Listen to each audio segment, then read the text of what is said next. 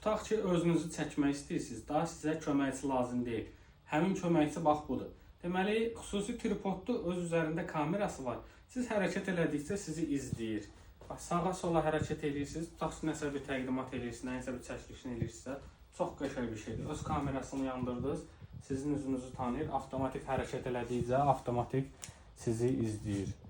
Deməli, telefonu bu formada da saxlayıb çəkiliş eləyə bilərsiniz, bu formada da çəkiliş eləyə bilirsiniz. Və ölçüsü uzana bilir.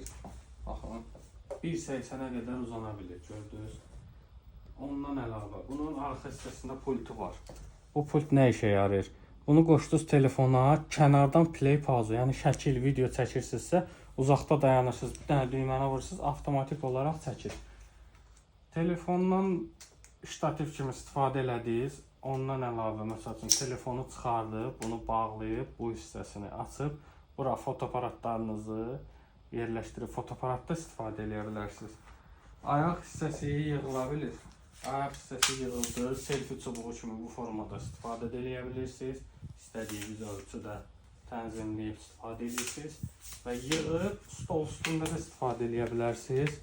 Stol üstündəki bütün çəkilişlərinizi rahatlıqla bu formada özünüz də çəkə bilərsiniz və bu formada yerləşdirdiniz telefonu. Hər hansısa bir məhsul təqdimatı falan varsa, məsəl üçün, burada stolun üstündə nəsə bir şey təqdim edirsə, buradan bir dənə bu bəlkədir. Burada məhsul təqdimatı varsa, qəşəng çəkilişlərinizi özünüz tək reallaşdıra bilərsiniz.